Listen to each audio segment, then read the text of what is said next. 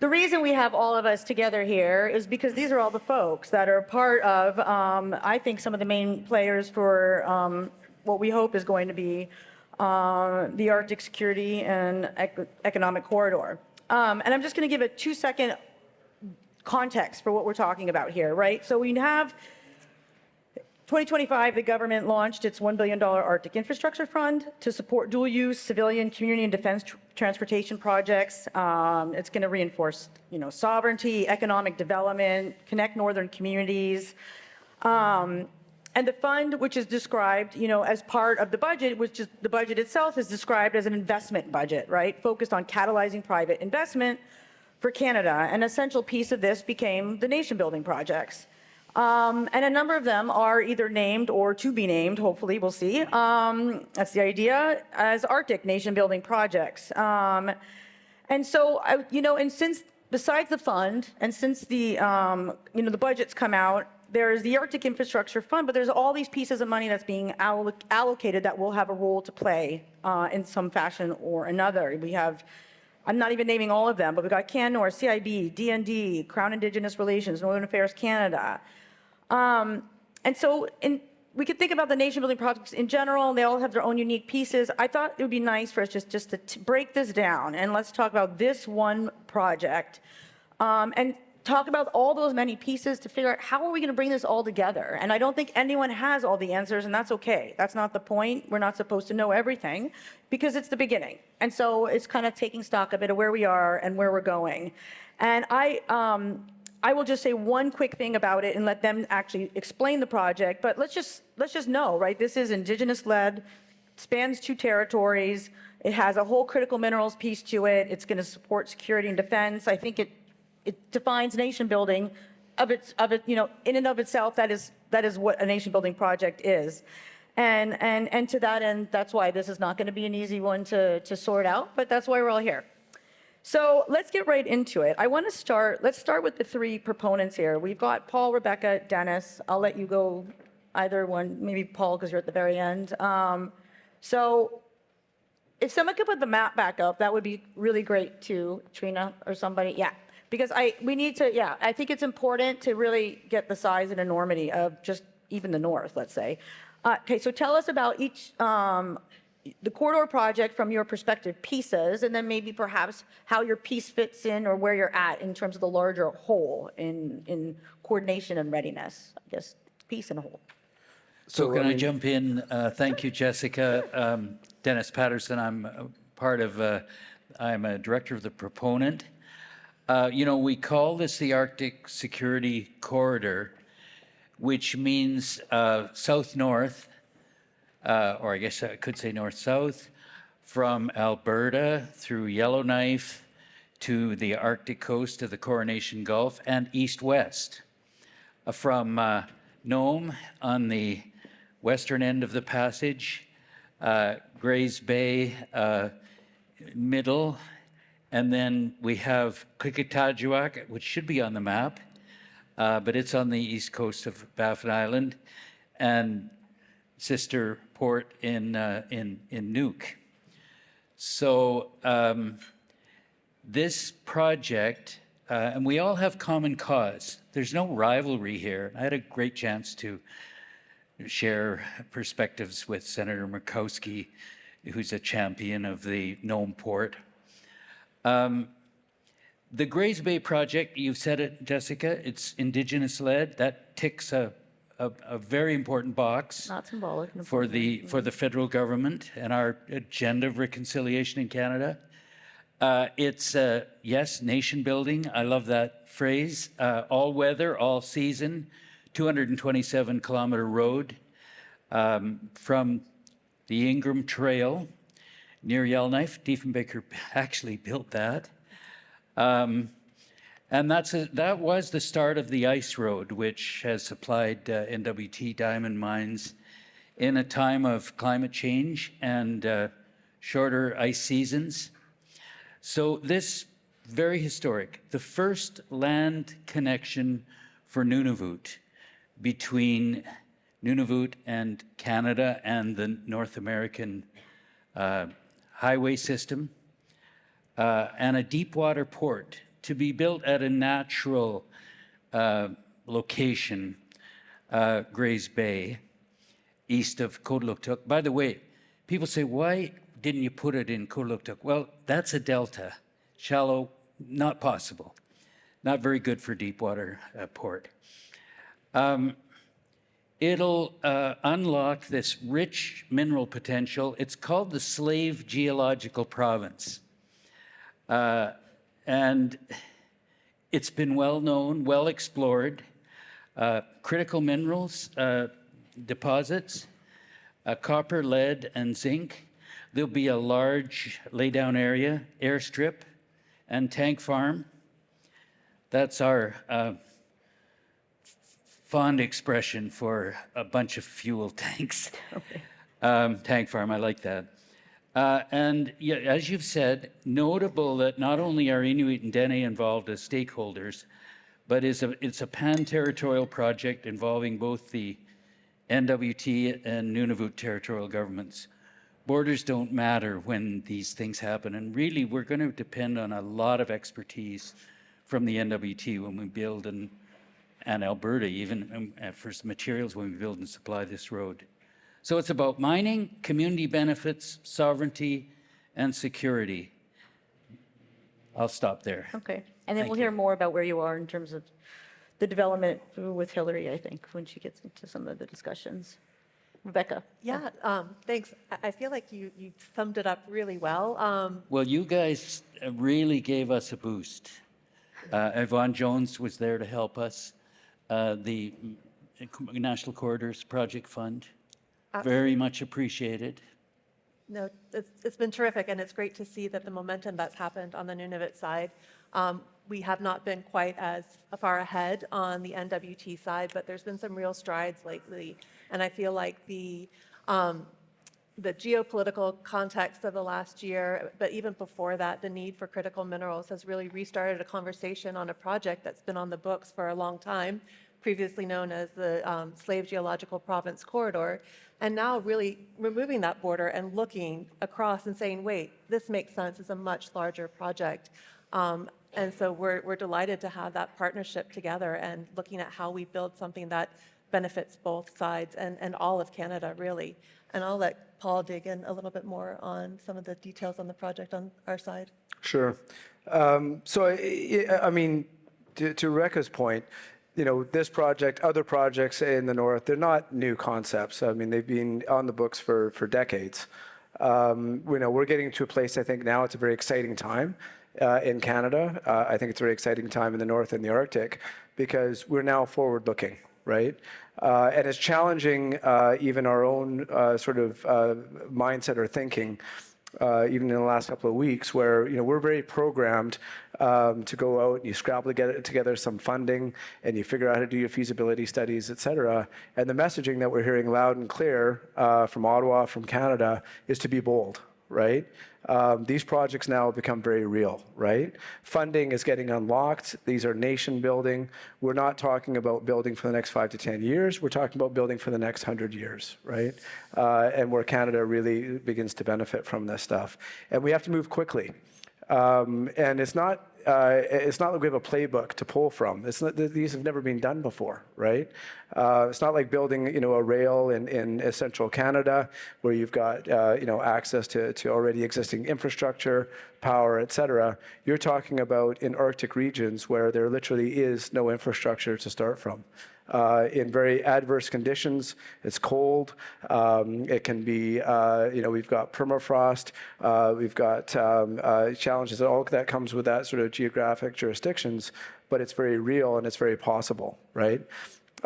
So these two projects, these two sides coming together, coming under one umbrella, that will become effectively one project. You can't have two sides of a road. It's one road, right? So this is now where it starts to advance very quickly. And it's an opportunity, exactly to your point, Dennis, around sovereignty. It's about access to critical minerals, et cetera. But it's really about putting Canada's face on it and saying, listen, this is 40% of Canada's landmass being those three territories. We are investing in it, and we are building for the future that comes with it. And I think most importantly, and this is the exciting part, is it being Indigenous-led, These are groups that have worked together in the past. We're coming together, we're coalescing, particularly on the NWT portion. So we've signed that MOU between the two nations, being Tlicho and Yellowknives Dene First Nations. We've developed a special purpose vehicle on the commercial side, being the two development corporations. We're leveraging our experience and our commercial experiences from the past with the diamond mines. They've been operating for the last 30 years, big business, real business. And so now we're able to take a lot of that historical, a lot of our trained people, capacity, partnerships, et cetera, and then repurpose, reposition that, and advance this forward. What we now need to figure out is how to do that quickly. And like I said, from a reprogram standpoint, it's not about going out and scrabbling for dollars. Now it's about how do we get very quickly to execution, managing those risks, and moving forward so we can build Canada together. It's excellent. And I think you summed it up well, because this is going to cost an enormous amount of money, but there's also a more enormous amount of federal allocations going, but they're kind of all over, and how do they come together, I think, and then that help drive private capital that is going to be required. So Janice, that's why I want to turn to you. So, your office is home to this brand new, and I say new, in which meaning then you probably don't have it from A to Z, what everything that's its mandate and how it will work and the process, but so it's a brand new Arctic infrastructure fund. As Paul said, this is not going to be built in 5 years. So we have to have an element of, short-term, medium, and long-term, have like a strategy for that in terms of funding and how funding allocations will work. And then, so its mandate is linked to the trade infrastructure strategy that's in the budget for 2025. It reflects what is a priority right now around dual use approaches to investments. What is the fund? And maybe speak about the commitment to the dual use piece and that coordination that Transport Canada is actually playing now in that space. Okay, so thank you for the opportunity to come and speak about the Arctic Infrastructure Fund. It's part of a larger suite of federal investments that were announced in Budget 2025, aimed at bolstering supply chains like the one we're talking about, economic opportunities and security. It was announced at the same time as the $5 billion Trade Diversification and Corridors Fund and the $1.5 billion First Mile, Last Mile Fund. So $1 billion doesn't sound like a lot, but there are other opportunities out there as well. So our team, my team, is responsible within Transport Canada for the development of the Arctic Infrastructure Fund. And the focus is going to be on transportation infrastructure. And why transportation? We've heard in so many discussions yesterday that there's so many priority needs in the north, whether it's housing, food security, access to energy, and all these things have a commonality. For any progress to be made, improvements to the transportation infrastructure are required. So to your point, what exactly is this fund? It's a $1 billion four-year fund, and year one is already coming up to a close.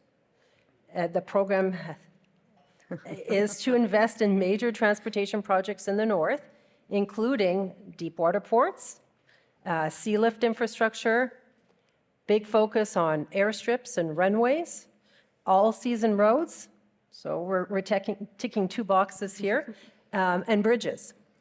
But basically, it's about building infrastructure in the north. Three main priorities, as you alluded to: bolstering defense in the Arctic, connections for transport of goods, and improving regional connectivity. Our fund is also linked to additional funding for CERNAC and CanNor, and I'll let Mike speak more to the CanNor side of that. But the direction of the fund and the way it's being developed is really going back to priorities that have been heard by the federal government in terms of from the territories and from Indigenous organizations that there's a need to enable economic development and address many of these persistent infrastructure gaps in the north. So we have been listening, and we're going to continue to listen. I wanted to talk about the governance of the fund. It's this interdepartmental piece. We've heard yesterday, the importance of ensuring that these big investments are just not made in one spot, but that they enable and that they allow for enabling projects as well. So there's a plethora of government funding available, and we have an obligation to ensure that these investments are meaningful and meet their objectives. So we're going to be implementing a mandated governance structure that will bring together federal partners to the table to look at all these proposals, to make alignments, connections, and ensure long-term viability of these projects. Together, we'll hear the proposals, review them, see where some of our partners, whether it's in housing and infrastructure and communities, CanNor projects, CERNAC projects, D&D projects, NRCan projects, how can we ensure that these are all aligned together and that we're able to deliver a big picture project?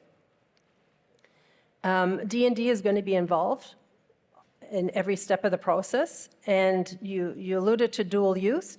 For the purpose of this fund, dual use is broadly defined as assets that support both community and the Canadian Armed Forces.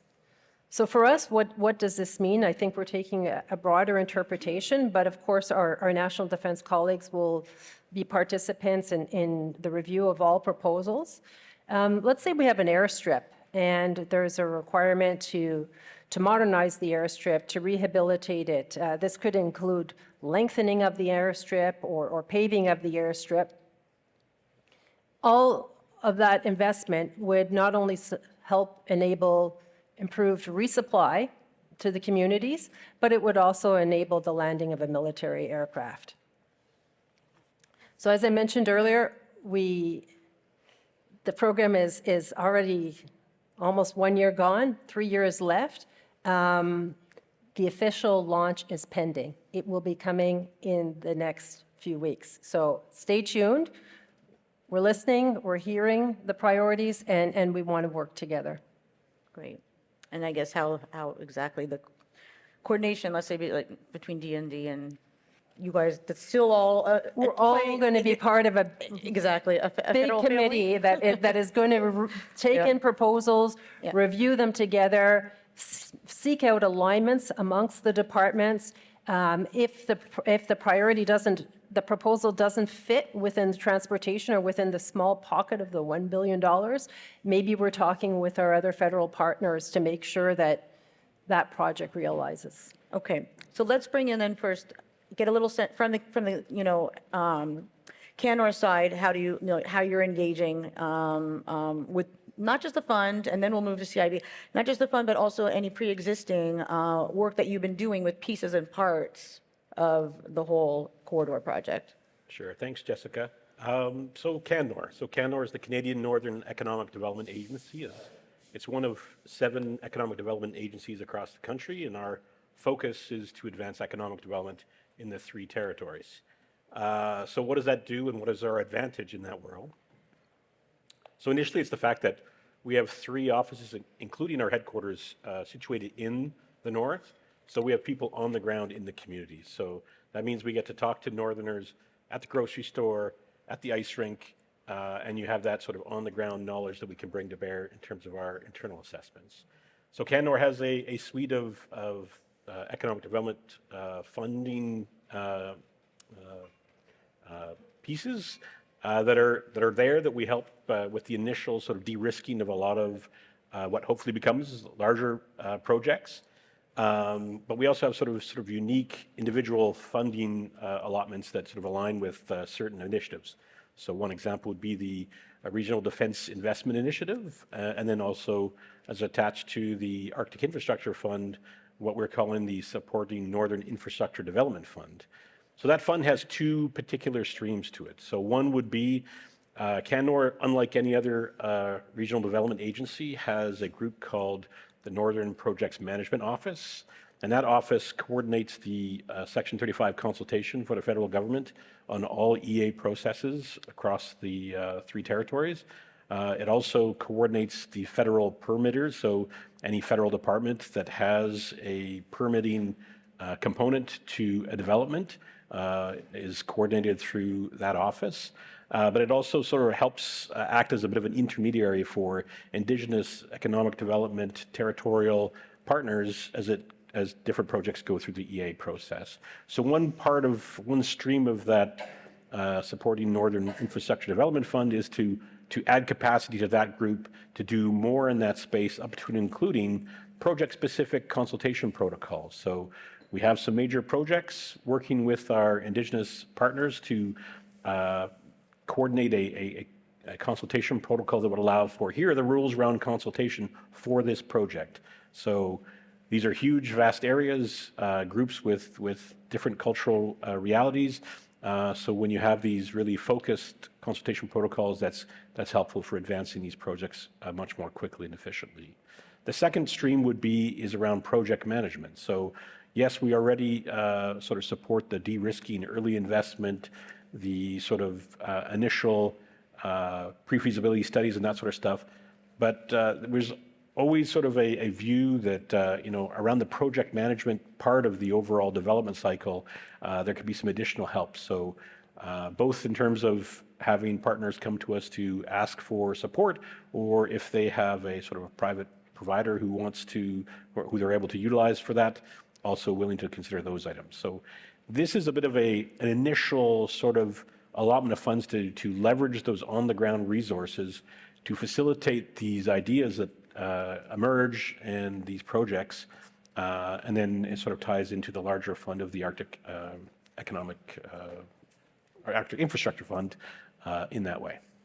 Great. And I could follow up, but I want to get through this first in terms of some of the ordering of things. But, we've got let's put the pots together, thinking strategically as to what we want to go into. You're doing a lot of the, preparatory work, getting into it.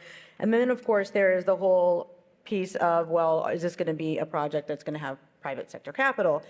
But Hillary, CIB is obviously, for many of you do know already, not new, right, to the whole kind of northern space. You guys have actually been working with Kitikmeot Resources on the Grays Bay project for quite some time. I know that in 2024, as recent as that, you've signed an MOU. So maybe help then give us some context as to what that work has been, right, that you have been doing. And so then we can understand a little bit about history to know then, well, where is it at now? And how then might CIB's role change if we're trying to put this whole project together and it's not just the Grays Bay project, right? Sure. So for those of you who don't know, I'm with the Canada Infrastructure Bank and I lead our Indigenous and Northern Investments team. So we have signed an MOU with Kitikmeot. And the reason we signed this MOU is because they're doing a lot of work with the funding that's been available by the federal government. But they know that this project, it's a multi-billion-dollar project with both the port and the road that would connect to the Slave Geologic Province. They're going to need to raise capital. The Government of Canada is unlikely to grant fund the whole thing. It's possible, but our job is to figure out how do we reduce the reliance on grants and bring in private capital to make this a viable economic project. Right. The project has been proposed as a port for export of goods, import of some things, but mostly an export for critical minerals. Dual use means that it can also be a part of Canada's security and defense. So, conversations are underway with the Department of National Defense to figure out is this a project that's of interest.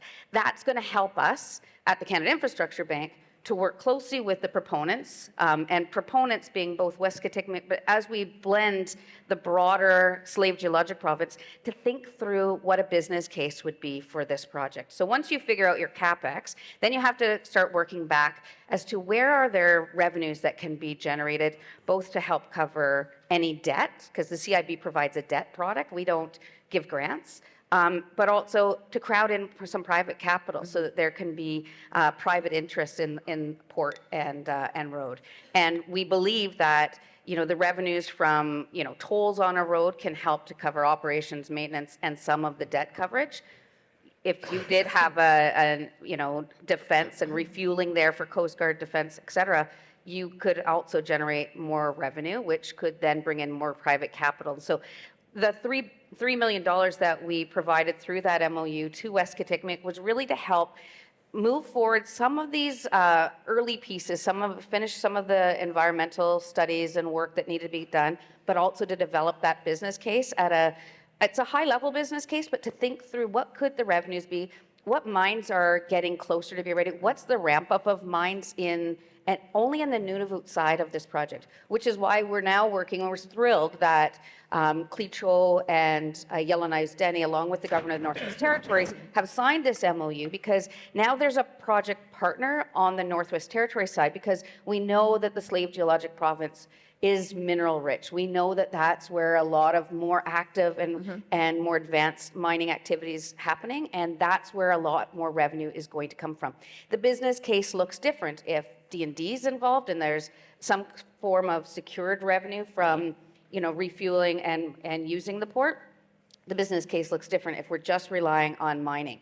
At the end of the day, this road and alignment, as the senator said, it will be the first land-based connection.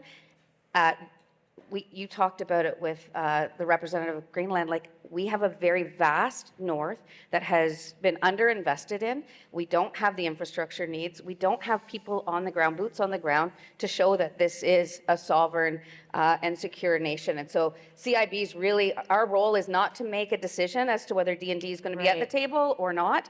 Our job is to look at the business case with or without, look at what kind of tolls would be warranted in order to cover the debt that would be provided both by the CIB but also by the private market. Yep. And I think what you're saying, though, as I see it, is we're talking really then about a nation-building project. Because at the end of the day, I think really to help devise that business case comes back to this coordinating piece here. And so understanding where the government is going to come in and in what way. And I feel that, because it's probably not going to be NRCan or D&D. And in that sense, so it's not only about understanding what D&D wants to do and what NRCan wants to do, but it's also that NRCan and D&D getting together to figure out. And this is where this whole strategic piece comes, and trying to figure out how this federal family works. And I think a little bit even on the ordering of things, because you say you do some of the background work, but does the background work come because then there is a decision made over here with the infrastructure fund that this is going to be something, and you're like, okay, now we're going to do the background work, and then we're going to and then again, so then we have an understanding then of exactly what NRCan's role is going to be, or will that be taken into account with the infrastructure fund, with NRCan and D&D, and then they figure things out, then you go here, and then we're like, okay, now you build up a whole business case. And I guess there's this feeling of, well, I think, Jessica, we have to go back, though. We have to look at the CapEx for this project, and then we have to back solve what can we raise in the private market, private capital, and what kind of debt facility can this project assume. And then you have your answer for what kind of grant is going to be required in order to make this project work. And if that and this is the grant for the CapEx, if that grant isn't available, the project likely can't get built. So there's going to be, there's a bunch of components that need to happen, but we need to do a work back from a business case, because the CIB doesn't solve the gap after a grant. We're trying to help reduce reliance on grants across all projects. We know in the Arctic, we're going to need more grants. We just know that for a fact. But we also need to understand, is there a customer? Who are the customers? Who's going to be paying for the port and the road? And that's going to obviously be the mining companies, because they're going to use it. They can be told. But, and maybe they can pay an upfront fee that can help with the CapEx. So we can look at a whole bunch of different mechanisms, but that will help us to back solve what is the actual CapEx grant that's going to be required. right, and I'm going to bring in Michael here, but because a lot of what we're talking about right now, let's say, for instance, with the entire critical minerals economy, is to get any of these smaller mines off the ground, we're going to have to build up the whole supply chain, and we need the offtake agreement and the price up front. And so I think some of these pieces are going to be, what is the guarantee, D&D is going to do what, and are they going to guarantee, that they're going to, play a role in, and so it may be kind of in de-risking, and these various things I think might really be important for knowing what that business case is, right, in terms of then trying to attract that private capital. So it's a monster of a task. Michael, you wanted to say something? Sure. I would just sort of add that many of these, if not all of these projects, they're not new. Anybody who's worked in the north knows that these projects have been talked about for decades in most cases. And so there's information there. I mean, one of the things that we would say we've done is we've supported geological research in the Slave geological area years ago, knowing that it was a prospective area, but how do you prove that out to potentially attract investment down the road? Now, of course, the final question always is, well, how would I get my product out? And so you need a solution for that, and here's an example of addressing that outcome. I'd also say that you mentioned the idea of sort of nation buildings. You look at the map, and it's a perfect example. You have 3 of the largest Indigenous dev corporations in the north working together, ostensibly with territorial government support and federal government support, to work towards an outcome. Moreover, if you look at the map, this is not just about a northern project, though obviously the physical component will be built in the north. Every piece of these northern major projects has a direct correlation to a southern province who will benefit from equipment, employment, machinery, and product that would help build whatever project we're talking about. So when we talk about, it's often easy to sort of put the blinders on. It's like, oh, we're going to spend this much money in the north. But spending that much money in the north is a direct benefit to many southern industry and down the supply chain. So I'll just go with that. I was going to actually bring you guys in, yeah. Yeah, so I think, actually I want to take a quick example from my past. So before coming back to NWT and Tlicho, I had the pleasure of working with the Tahltan Nation. That was Tahltan Nation Development Corporation, which is, for anybody in the room that's in mining, the Golden Triangle, which is probably today one of, if not the most prolific mining jurisdictions in Canada, right? And if you understand the history of the Golden Triangle and that area, no, it's not the Arctic, but it's very remote, right? So on one side for major communities, you've got Whitehorse on the Yukon side, and then on the BC side, you've got Smithers and Terrace. And along that corridor is Highway 37. And it's about 700 kilometers to Whitehorse on one side for the center and 700 kilometers to Smithers and Terrace on the other, right? And that's remote, right? In the Arctic, it's cold, but we don't got a lot of snow, right? So we got our challenges there. In that jurisdiction, they've got massive precipitation, the mountains, et cetera. So on one side, the Skeena and KSM project, they get over 100 feet of snow a year. Think about what that looks like. That is like unbelievable as they advance these projects, right? So if you look at the history for the area, it's always been a mining jurisdiction, much like the Arctic, et cetera, small projects, et cetera, not to scale, limited infrastructure, et cetera. So they had a road that went in, I think, around the 50s and 60s. Eventually that got chip sealed. It's still not a great road, but they have a road. But what really put that area on the map and started advancing quickly was power, right? And that power came in about 20, I think the concept was about 20 years ago. And where did that come from? That came from basically a nation-building exercise where I think it was seeded with about $250 million at that time, which was, that's real money, 15, 20 years ago, to then advance power up the corridor, right? Tahltan Nation assisted with the development of run-of-the-river projects in the area, which are the largest run-of-the-river power projects in North America in that jurisdiction. So now they're generating their power. They've got the power lines to now feed that. So you've got now 2 mines operating, Bruce Jack Mine and Red Chris, that has now been acquired by Newmont because it's developing a Tier 1 mining jurisdiction. Bruce Jack Mine boasts the lowest emissions per ounce produced of any gold mine in Canada and Australia, right? So you've got a low carbon footprint. And now what you're seeing is between Tahltan and Nisga'a have formed their own special purpose vehicle, being the Treaty Creek Partnership, to go and do things like the recently announced port acquisition, right, with one of their technical partners. So now you're seeing the Indigenous groups, they're doing the port. They brought in telecommunications. They upgraded the airport with government-backed $10 million for that. All of that sort of building community value. So historically on the airport, it was about 25 years to get an air ambulance in. Now it's about 5.5 hours, right? So direct community benefits. But all of that trickles down. You got to get to the root piece of this is building that power side of it, which was a nation-building exercise.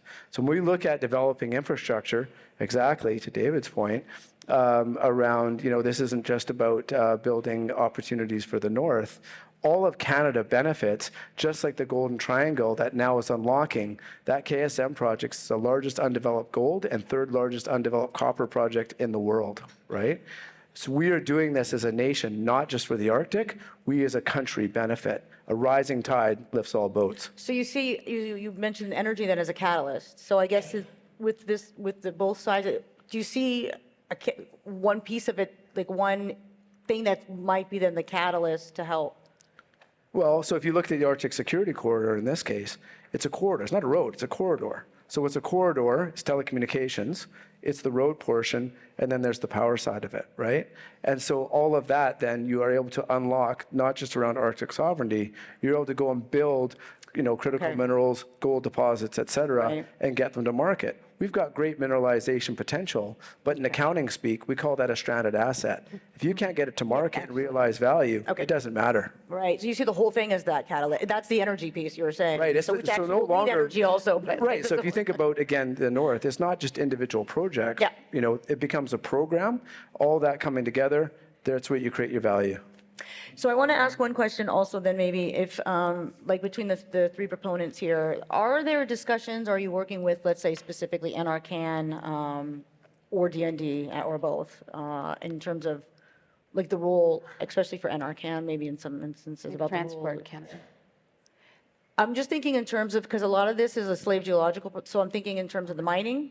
And then I'm thinking, just because there's been more recent discussions, I think, with the port, with DND. And so but I'm really kind of thinking in terms of the mining side of things. Yeah. So again, I think there's a lot of, we're retooling, we're rethinking, we're reimagining how to approach a lot of this, right? These are very different discussions than even a year ago Right. when it relates to the Arctic, right? Yep. I'm going to use an example. I brought this in other talks. Maybe not the best from a geopolitical standpoint, but let's look at Russia, right? And why use Russia as an example? Well, Russia and Canada, two very large land masses, right? Russia has got about 35% of their land mass being the Arctic, right? Canada, being the three territories, is about 40% of Canada's land mass. Now, Yukon, for anybody that's been to Yukon, we like to refer to them as the tropics of the North, but we're going to roll them in just for size and scale, right? But now you look at the numbers of this, right? If you look at purely from infrastructure, we know we've got an infrastructure gap in Canada. Nowhere is it more prevalent than in northern jurisdictions, right? You've got something like 80% of our population residing within 200 miles of the Canada-US border. Up until about 2 years ago, that wasn't a problem, right? So now we've got to look at sort of diversifying, bringing those different trades, et cetera. Russia, tons of infrastructure within their Arctic region, right? And what's the trickle-down effect as it relates to economics? About 15% of Russia's economy in terms of, export is derived from the Arctic, and in terms of real GDP, it's about 7 to 8%. What is the GDP derived from the three territories in Canada? You want to take a guess? It's 0.5. When you roll up those three territories, right? So we know we've got an infrastructure gap in Canada. We talk about a productivity gap. Well, what's productivity gap? That's GDP. Right, and I guess this kind of goes in the middle of going back to kind of Hillary, talking about the business case. So what Russia did, though, is they did do a big, kind of going back to what you're saying, a big feasibility study. I guess where it was to figure out, and they were able to cost everything out. But I think that was more because it's like, okay, this is gas, and we know how much it's going to cost, kind of thing. Where I feel some of this is us trying to still understand what that whole geological slave province, and then that's in the middle of a brand new economy globally, right? This whole critical minerals economy. And so there's a lot of pieces that way. But Jessica, we Yeah. need mining companies and proponents, and you mentioned NRCan. They are making application to NRCan for the Critical Minerals Fund. They are actively looking at, and there's, I've talked to Brendan Bell from West Kitikmeot. West Kitikmeot, and he's been very clear. Every time the Prime Minister says Arctic Economic Security Corridor or Grays Bay Port, they can't they can't rent helicopters in that region anymore because they're all rented, because mining companies, private sector are making investments. The drilling program for the existing mines that are there is increasing, like, and in rapid fashion. The Slave Geologic Province, when we start talking publicly with the Government of Canada, the full Government of Canada voice, you're seeing the activity happening on the ground.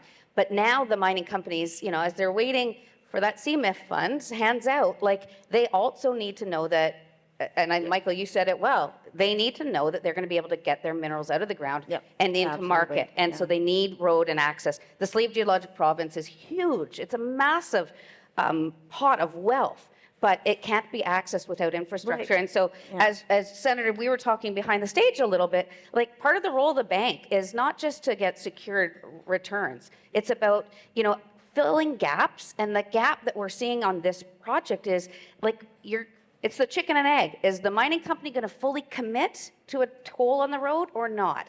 They're not if they don't see that the road's being built. Right. And so they can't fully commit to their digging of the mine and developing their mine until they start seeing the infrastructure. And that's the risk that the CIB can take, which no other private lender will take, is that the build it and they will come model is the piece that the CIB takes.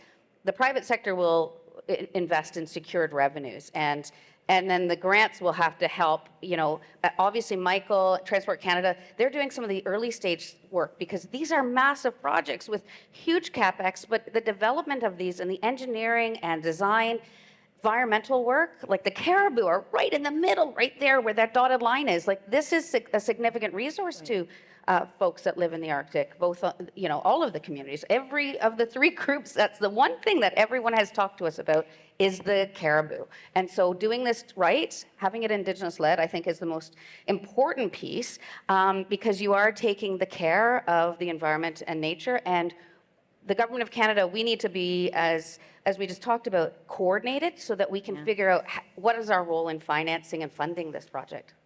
Okay, I'll let you go, and then I have a question for everybody that's directly related to that. Sure. I mean, I think perhaps one of the things that gets a bit overlooked, I mean, this is literally reconciliation in action, in the sense that if you take a look at Yellowknife, and whether it's the Yellowknives or the Tlicho, I mean, you had two of the country's largest gold mines sort of over decades operate, and the communities, the Indigenous partners, they were observers, and then the diamond mines came in and they were beneficiaries, and now here we are, those groups are the proponents. Yeah. And that is something different. And I have this conversation with many folks, whether it's in the federal government or with industry and folks who have not spent as much time in the north. And it's, yes, food security is still an issue. Yes, infrastructure is still an issue. Those things have to be addressed. But at the same time, some of the most sophisticated, largest companies in the north are the Indigenous Economic Development Agencies. And maybe we should mention, you talked about the fragile Arctic environment, Hillary. We do respect and are deeply involved in the regulatory processes in NWT and Nunavut. They have strong Indigenous voices, so the Indigenous folks are involved in as developers, but they're also there at the table and as regulators, and so we're well into the Made in Nunavut Nunavut Impact Review Board process. We're on the verge of making an announcement about a big step we've taken with our environmental impact statement. So those things, those very important considerations are being addressed by Northern voices. Can I just jump in for a second? Because I spoke about the Arctic Infrastructure Fund earlier, and you alluded to it, and you know, it's $1 billion, it's so small. I don't want to give the wrong impression here, so I just want to redirect that it's not, the Arctic Infrastructure Fund is not going to be going all towards this project. This is a nation-building project. We are working across the federal family. It's gone through the Major Projects Office and CIB. I mean, I'm so happy to hear you, Hillary, speak about it. I mean, this is really, CIB will have the first review, shall we say, of these major projects that come forth. So it's not I keep calling it small. I mean, $1 billion is huge, but this small amount that's going to be the solve all for everything. So we are going to need to work with our partners, and this project may be a CIB project. Yeah. It may not even be an Arctic infrastructure project. right? And $1 billion, it is small in And the scale of what the we need. the enormity of the challenge in the Arctic and the, trillion I mean, you mentioned earlier Kitikmeot Port, we've got Kavalik Hydrofiber Link, Iqaluit Hydro, we've got Tulsan, you've got a lot of need in the Arctic. The road, Mackenzie, road, like there's a lot of need in the Arctic, and $1 billion is not gonna, it's a drop in the bucket of what's actually required in the Arctic. And so, but it's a really helpful tool, and that's why, we're working so closely with Transport Canada, with CanNor and CERNAC and all of the, NRCan, all the federal players, with the proponents to understand what are the needs, and so that we can right size and really lead the financing stream so that we get the right balance between grants, private capital, concessionary CIB financing, and, money shouldn't be the issue. Money really shouldn't be the issue. Because, strategic. Mike, you said it best, like, this project is going to bring a lot of wealth, not just to Northerners. This is a nation-building project. It brings wealth to Canada, and it brings sovereignty and security to our nation by having such a large asset in the Arctic. And I'm going to open it up, but I have just one quick question. So even with the last government, we had the D&D update. We heard yesterday from Minister Anand that there will be an update to the Arctic Foreign Policy. Has anyone heard whether or not we will have an update or like a next tranche, or moving forward with the critical mineral strategy? Has anyone had any? We haven't heard yet. Okay. Because that seems like this would be a relevant, to be able to speak to today's times, right? And figure out how that strategy now moves forward in this world we live in. I think there's more to come, right?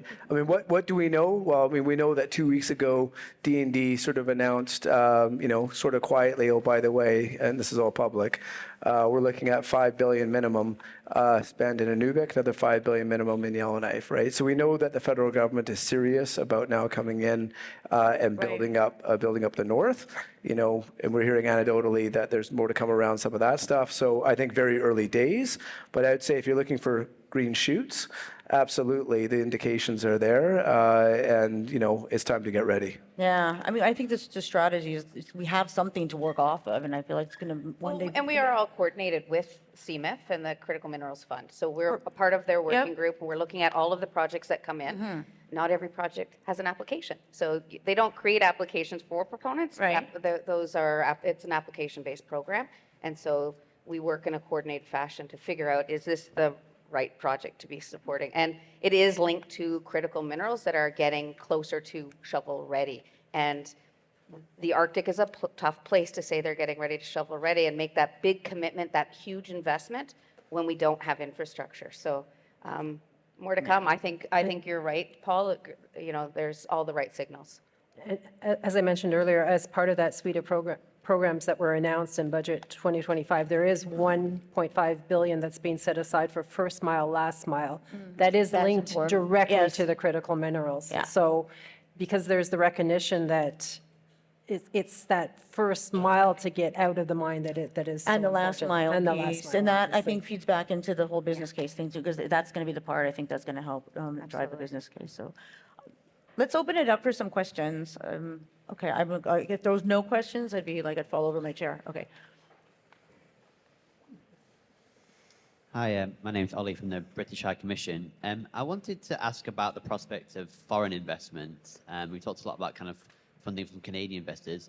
Do you see foreign investment coming in? And the second part of that question is, if it were to materialize, what are the considerations in terms of the complexity of investing in the Arctic? Looking at me? Yeah. Don't look at me. I'm just Well, the moderator. we welcome foreign investments from our allies, and we're open to having discussions about what that needs to look like. I think in the Arctic, it is a unique place. There's a lot of risk with these projects.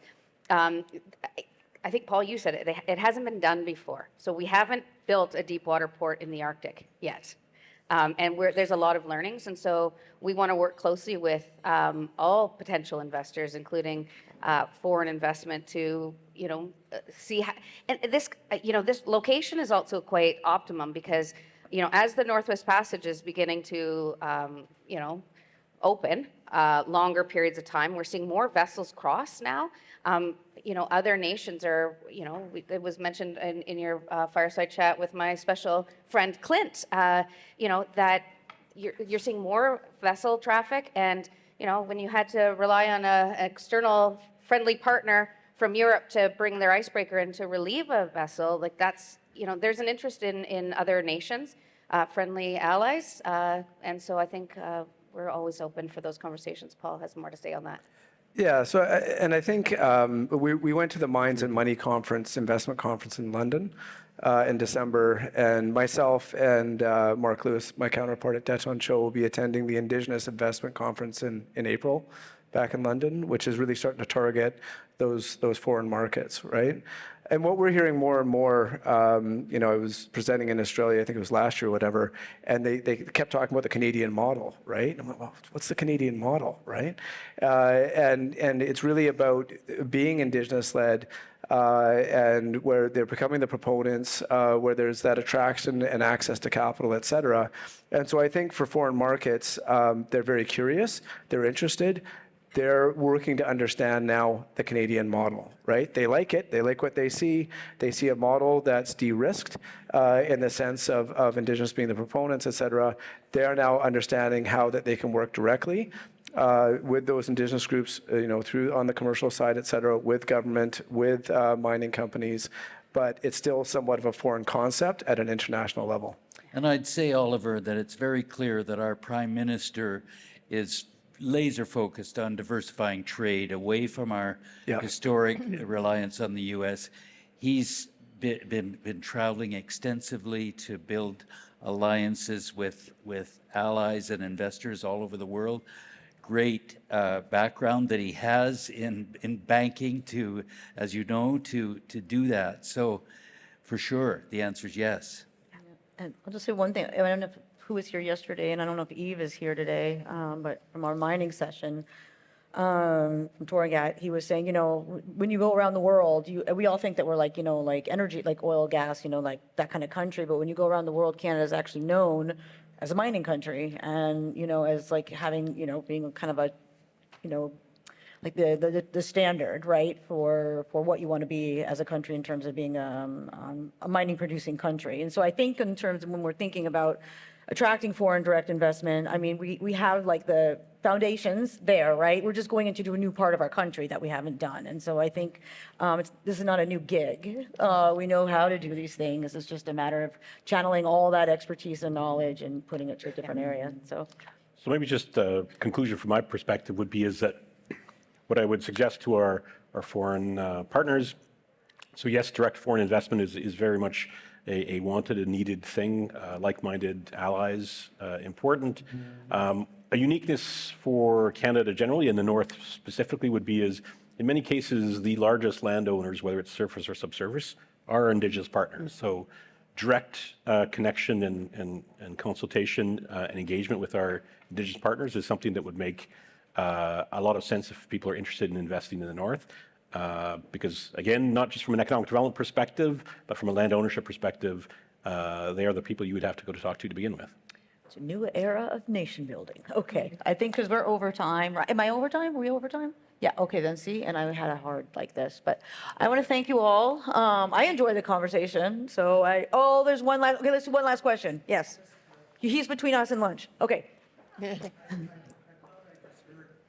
Deepwater port in the Arctic. Iqaluit. In Iqaluit. Yeah. Okay. And Baffinland, there's two, yeah. At 71 north latitude is a deepwater port, and it's been operating for 10 years. I think I might have said about a deep water port on the passage. But yes. Okay, yeah. Tom Padden was saying there's a 20-meter draft port at Mary River, Milne Inlet, and there's a deep water port in Iqaluit. And soon there'll be another one on Baffin Island at Klikutajuak. Yeah, Thank you. great. Thank you all. I'll give us a round of applause.